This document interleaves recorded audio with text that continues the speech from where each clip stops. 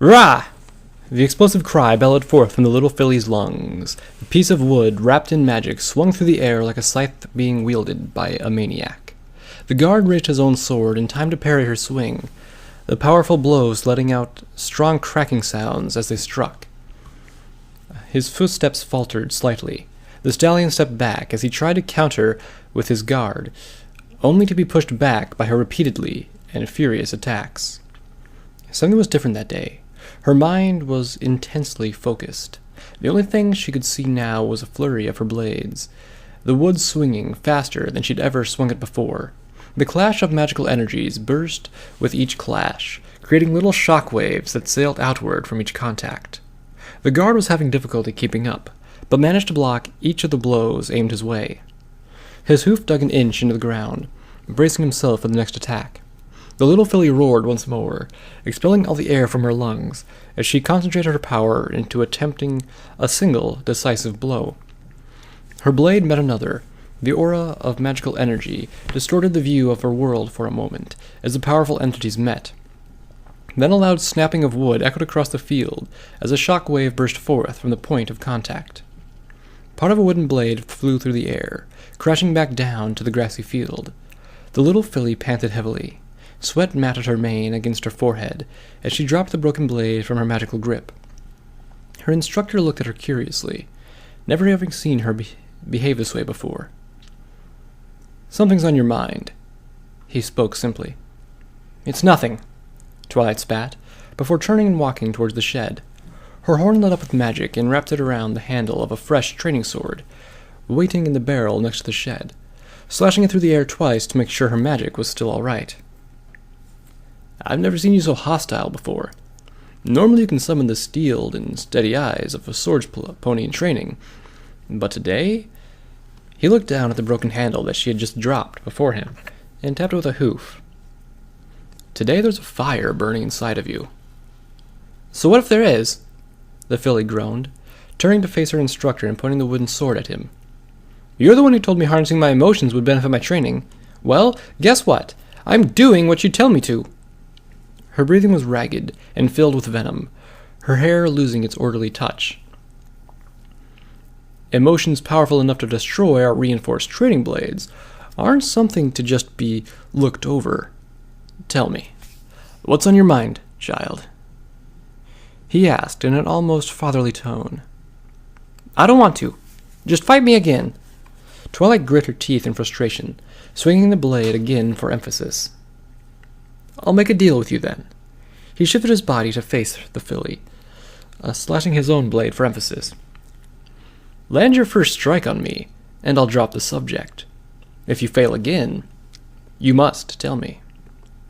Twilight's eyes twitched at his proposal, her teeth grinding harder at the thought of having to tell him what was going through her mind. "Fine. Then I'm going to channel everything I'm feeling and use everything you taught me to finally beat you. I hope you know what you're asking for." She huffed loudly, her nostrils flaring as she dug her hoof into the ground, ready to charge at the larger stallion. "If you truly no longer need my assistance, then I welcome it," he said, raising his blade ready to face her.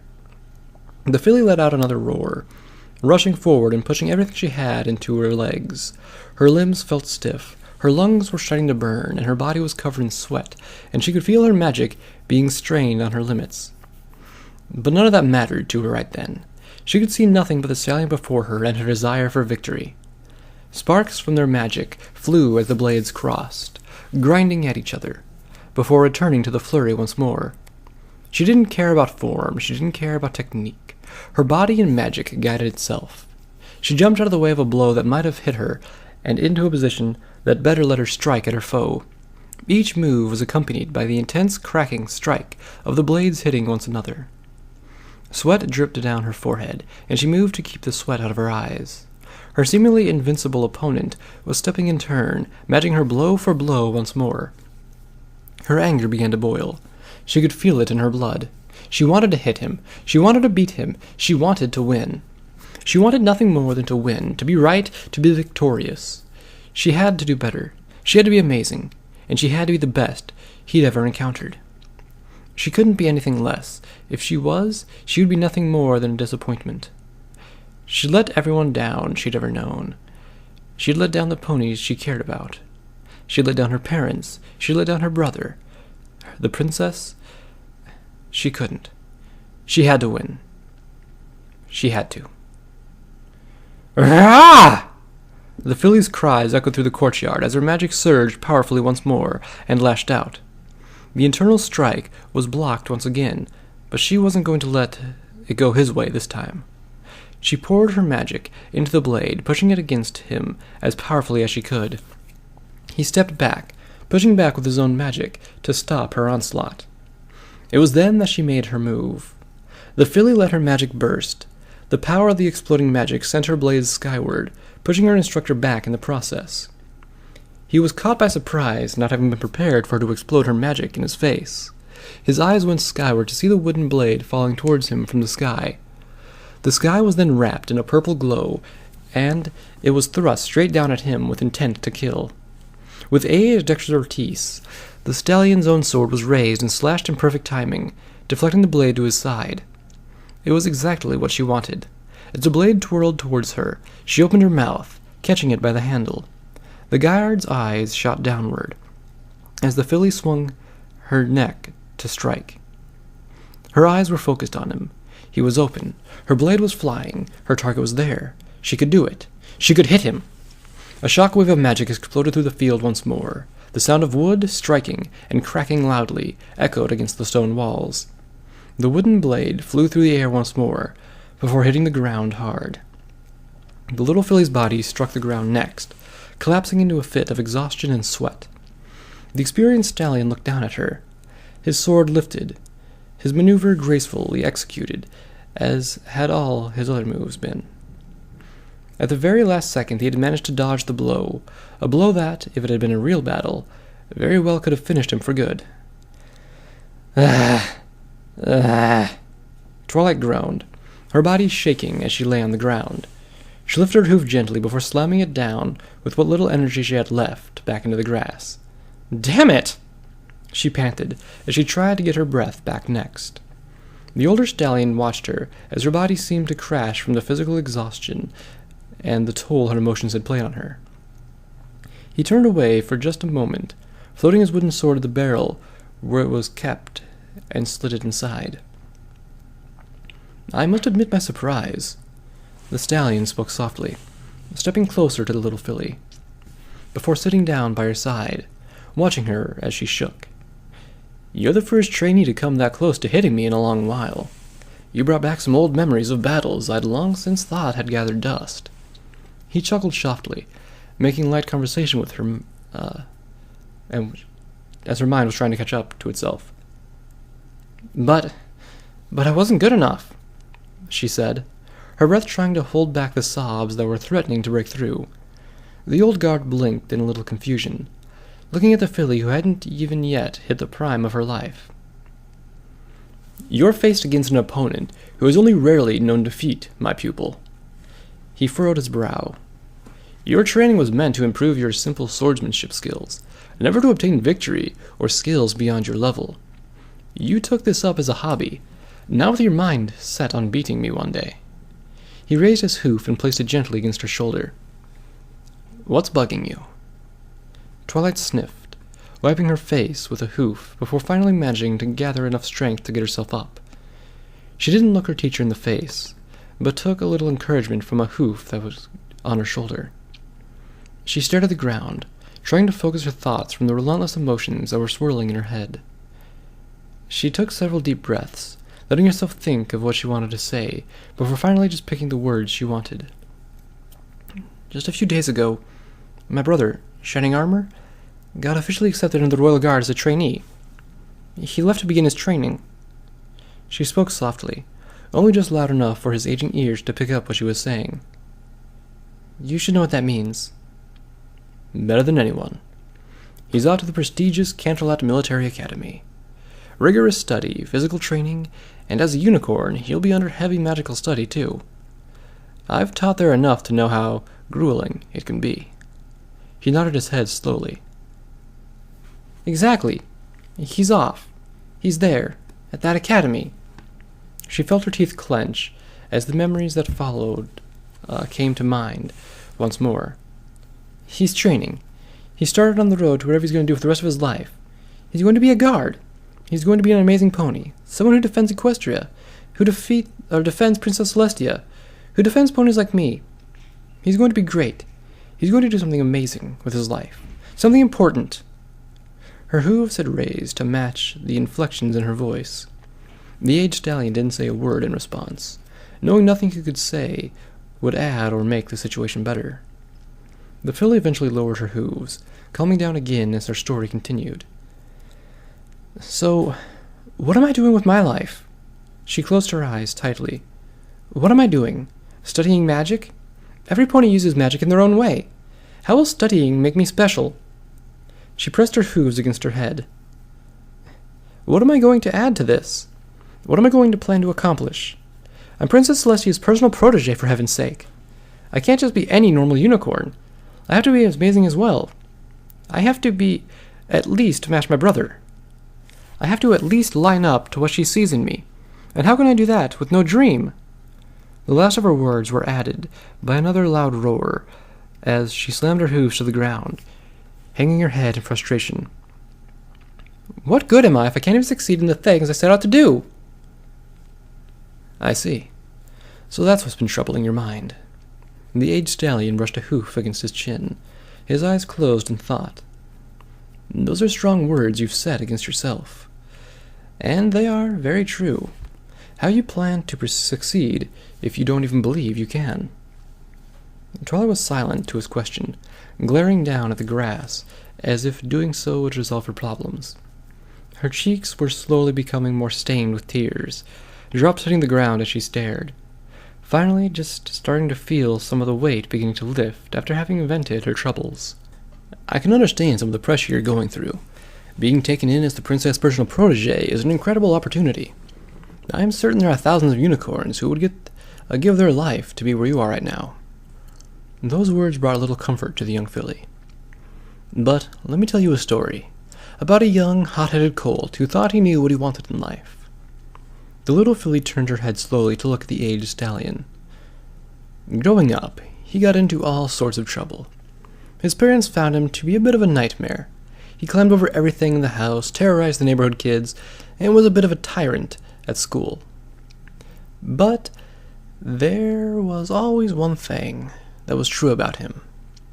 The stallion cracked a weary smile. He stood up for what he believed was right.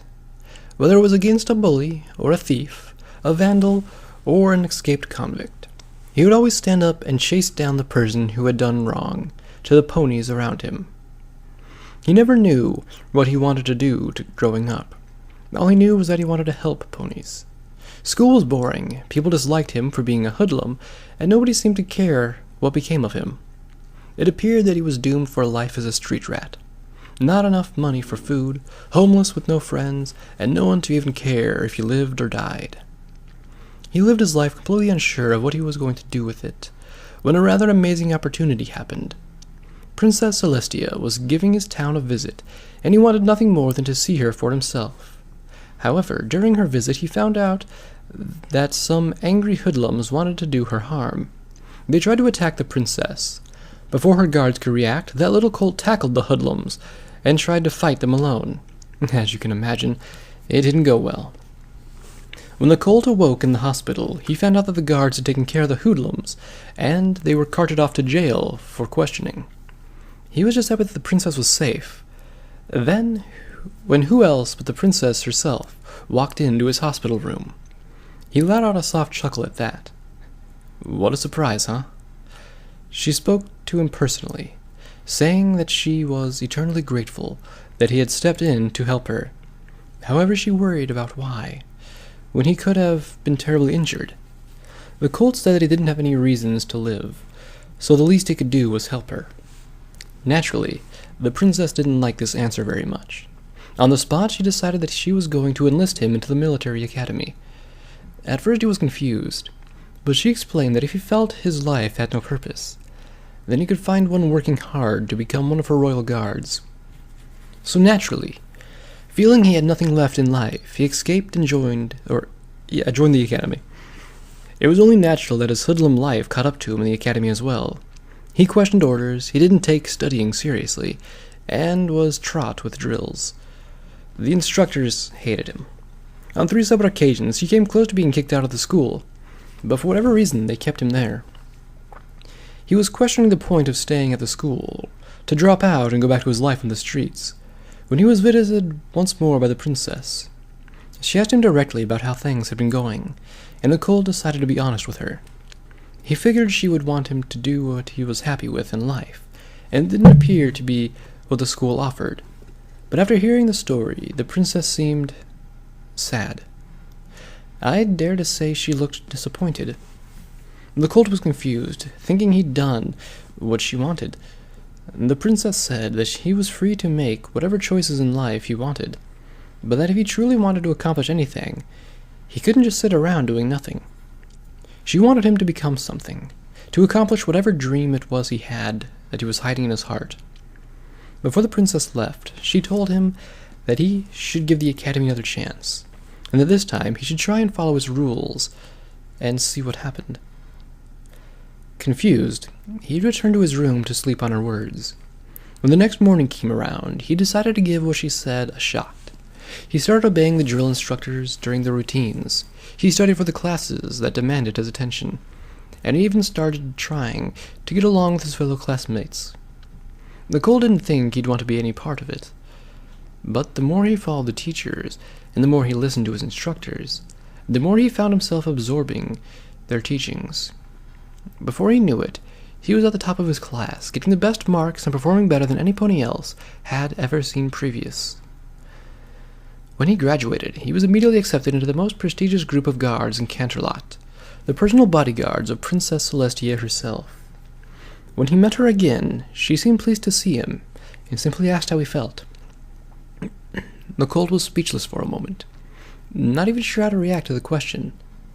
But he looked up at the princess, and it was then that everything hit him. Where he was standing, who he was talking to, what he'd done, and what he'd accomplished to get there. He had once thought there was nothing to his life, that as a hoodlum he had no future. But there he was, standing where few ponies had ever believed they could stand, talking with the ruler of the land. And it was all his doing. No pony has held his hoof, no one had given him the benefit of the doubt, and no one had ever taken it easy on him. He had worked hard, he had toiled through grueling work, and he had accomplished everything on his own.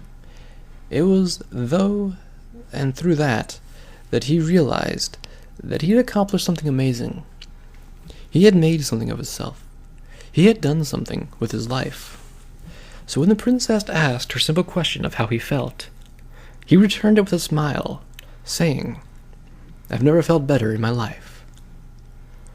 Twilight stared at the old man, wondering and fascination filling her face as she absorbed every detail of the aged stallion's story.